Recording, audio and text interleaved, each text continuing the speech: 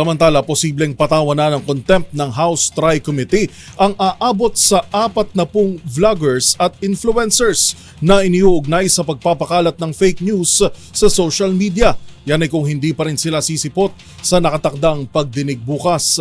Magbabalita si Milky Regunan. Ipagpapatuloy bukas ng House Tri-Committee ang hearing laban sa paglaganap ng fake news, lalo na sa social media. Tatalakayin sa hearing ang inisyu ng show cause orders laban sa ilang social media personalities at vloggers na nabigong dumalo o sadyang hindi dumalo sa unang hearing noong February 4. Nagbabala ang House Committees on Public Order and Safety, Information and Communications Technology at Public Information ang hindi pagsunod sa show cause order ay pwedeng humantong sa mas mabigat na aksyon ng komite gaya ng pagpapalabas ng sabina at pagsasampa ng contempt charges. Binigyang diin ni Laguna Representative Dan Fernandez, overall chairman ng TRICOM, mahalagang mapanagot ang mga digital influencer sa pagpapakalat ng mga maling impormasyon. Paliwanag ni Fernandez, hindi nila ipinagbabawal ang kadayaan sa pamayag pero malaking kaibahan ang pagpapakalat ng fake news.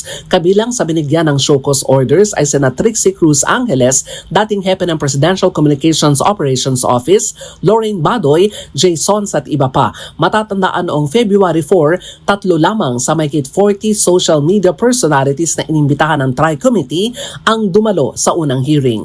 Para sa MBC TV Network News, ako si Milky Regunan, una sa Pilipinas, una sa Pilipino.